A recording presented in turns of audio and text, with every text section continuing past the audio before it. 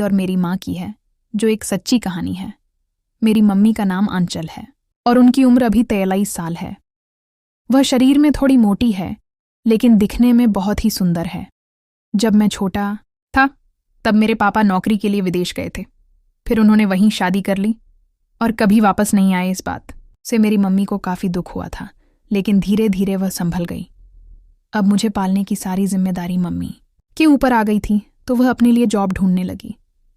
कुछ दिन बाद मेरे अंकल ने मेरी मम्मी को एक जॉब बताई, जिसमें किसी बड़ी कंपनी में बॉस की सेक्रेटरी का काम था। पहले तो मम्मी ने मना किया, लेकिन मजबूरी थी तो मम्मी मान गई और नौकरी ज्वाइन कर ली। अब इसमें एकमात्र समस्या यह थी कि सेक्रेटरी होने के कारण माँ को हमेशा बॉस के साथ अंतर्राष्ट्रीय दौरे पर भी जाना पड़ता था, और मैं अभी छोटा था। जब मम्मी अंतर्राष्ट्रीय दौरे पर जाती तो मुझे हमेशा अपने रिश्तेदारों के यहाँ छोड़ देती थी। मैंने अंततः घर से अधिक समय अपने रिश्तेदारों के साथ ही बिताया। जब वह छोटी यात्रा पर जाती तब भी वह मुझे मेरी नानी के घर पर छोड़ दिया करती थी। कुछ दिनों बाद मुझे बोर्डिंग स्कूल के लिए भेज दिया गया और मैं वहीं हॉस्टल में रहने लगा। जब मैं कॉलेज में आया तब भी मैं डॉर्मेट्री में रहता था। उन वर्षों के दौरान मैंने अपनी माँ को केवल गर्मियों की छुट्टियों में ही देखा था, वह भी तब जब हमने दुनिया के कुछ बेहतरीन स्थानों पर छुट्टियां मनाई थीं। दुर्भाग्य से उनकी इस नौकरी के कारण यह अवसर आमतौर पर 4 या 5 दिनों से अधिक नहीं चलते थे। ग्रेजुएशन के बाद मैंने गर्मियों में कुछ महिला मित्रों के साथ डेटिंग करके खुद को व्यस्त रखने की योजना बनाई, लेकिन उसी दिन माँ का फ़ोन आया और उन्होंने कहा, अरविंद, मैंने गोवा में हमारे वेकेशन के लिए समुद्र किनारे एक लोकप्रिय रिजॉर्ट बुक कर लिया है और हमें 2 दिन बाद निकलना है। यह सुनकर मेरा मन उदास हो गया, क्योंकि मम्मी ने मुझसे बिना पूछे ही सब कुछ बुक कर लिया था। मेरा तो बना बनाया प्लान खराब हो गया, लेकिन एक खुशी भी थी कि कई दिनों बाद मम्मी के साथ समय बिताने का अवसर मिला था, इसलिए मैं सब कुछ भूलकर बहुत खुश हो गया। अगले दिन सुबह मैं डॉर्मेट्री से अपने घर के लिए निकल गया।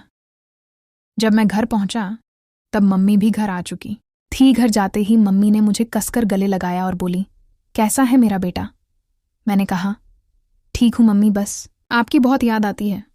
तभी मम्मी बोली, बेटा, इसीलिए तो तेरे साथ वैकेशन पर जाने की योजना बनाई है, ताकि हम दोनों साथ में वक्त बिता सके। फिर हम दोनों ने खाना खाया और मम्मी ने कहा, अरविंद, अपनी पैकिंग कर लेना, हमें कल सुबह निकलना है। मैंने कहा, ठीक है मम्मी, और मैंने अपने कमरे में जाकर पैकिंग की और सो गया। अगले दिन सुबह हम दोनों गोवा के लिए निकल गए और दोपहर तक गोवा पहुंच गए। वहां पहुंचकर मैंने देखा तो मम्मी ने होटल ना लेकर सीधा समुद्र तट पर एक छोटा सा आलीशान विला 5 रातों के लिए किराए पर ले लिया। वहां जाकर हम दोनों फ्रेश हो गए और घूमने के लिए निकल गए। पूरे दिन हम बीच पर घूमे और कई गतिविधियां की। उसके बाद शाम को वापस अपने विला पर आ गए। विला पर आने के बाद मम्मी सीधी बाथरूम में गई और नहा कर आई। जब मम्मी नहा कर आई तो उन्होंने नीले रंग की एक नाइटी पहनी थी, जिसमें वह बहुत खूबसूरत लग रही थी। फिर मैं भी नहाने चला गया और जब नहाकर वापस आया तो मैंने देखा कि मम्मी चैंपियन की बोतल खोल रही थी। ये देखकर मैं चौंक गया, क्योंकि मैंने पहले कभी मम्मी को ऐसा करते हुए नहीं देखा था। मैंने पूछा, मम्मी, आप ये क्या कर रही हैं? आप ड्रिंक कब से करने लगी? तब मम्मी ने कहा, बेटा, चलती है कभी कभी। जिस हिसाब से मम्मी पैक बना रही थी उसे देखकर लग रहा था जैसे मम्मी रोज़ पीती हो, और ऐसा हो भी सकता था क्योंकि मम्मी एक बहुत बड़ी कंपनी के मालिक की सेक्रेटरी थी, तो शायद उनके साथ पी भी सकती है। फिर मम्मी ने मुझे एक गिलास दिया तो मैंने मना कर दिया, पर मम्मी ने बोला, कुछ नहीं होता बेटा, वेकेशन में एंजॉय करने आया है ना, तो एंजॉय कर, वरना मैं नाराज़ हो जाऊंगी। मम्मी के इतना कहने पर मैंने भी पी ली। अब पहले कुछ दिन धूप सेकने और तैरने जैसी सामान्य गतिविधियों में बीत गए। समुद्र तट पर शेर करना, सूर्यास्त होते देखना, रात को सराय में खाना और शाम को वेकेशन विला की छत पर हाथ में ड्रिंक लेकर बैठे रहना, यही दिनचर्या थी हमारी। फिर माँ अचानक मेरे जीवन में काफ़ी दिलचस्पी लेने लगी और हम बात करने में काफ़ी समय बिताने लगे। उन्हें करीब से देखने पर मैं देख सकता था कि वह अभी भी अच्छी हालत में है। समुद्र तट पर बहुत सारे मर्द मेरी मम्मी को घुरा करते थे, लेकिन वह उन्हें नोटिस न करने का नाटक किया करती। अंत दिन हम अपने सनबेड और छतरी को समुद्र तट पर जल्दी छोड़कर अपने विला में आ गए। कपड़े बदलकर हम एक स्थानीय रिसॉर्ट की छत पर रात्रि भोजन करने चले गए। रिसॉर्ट में हमने एक मार्टिनी के साथ सलाह। घूरना और देखना उन्हें बिल्कुल भी परेशान नहीं कर रहा था। उन्होंने मुस्कुराते हुए पूछा, बेटा क्या तुम्हें मैं अच्छी लगती हूँ? मैंने कहा, हाँ मम्मी, बहुत थोड़ी देर में हम दोनों बेडरूम में आ गए, जहां मैंने अपनी माँ के अनुरोध पर कुछ सुगंधित मोमबत्तियां जलाई। हमारे बेडरूम में धीमी आवाज में अंग्रेजी म्यूजिक बज रहा था। हमें नशा भी चढ़ गया था क्योंकि हमने अच्छी खासी शैंपेन का सेवन किया था। हम बेड पर लेटे हुए थे। तभी माँ ने कहा, मैंने आज बहुत अधिक धूप सेकी है, क्या तुम मेरी पीठ पर लोशन लगा दोगे? मैंने कहा, हाँ मम्मी ज़रूर। उन्होंने मेरे सामने ने अपना पैर रखा और मैं हाथ में लोशन लेकर उनके पैरों पर लगाने लगा।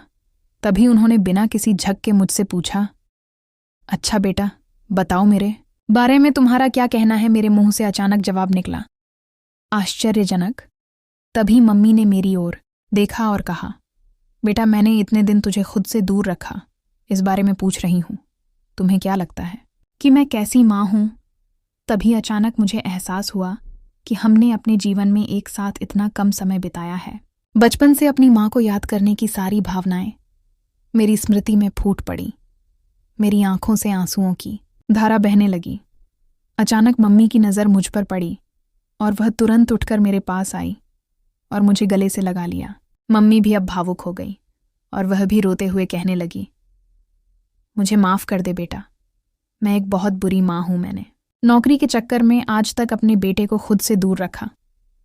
तू चाहे तो मुझे कुछ भी सज़ा दे सकता है, मुझे मंजूर है, मम्मी ने कहा। मैं समझ सकती हूं बेटा, तुझ पर क्या बीती होगी, लेकिन अब मैं वादा करती हूं आज के बाद कभी तुझे अपने से दूर नहीं रहने दूंगी, चाहे मुझे अपनी नौकरी छोड़नी पड़े।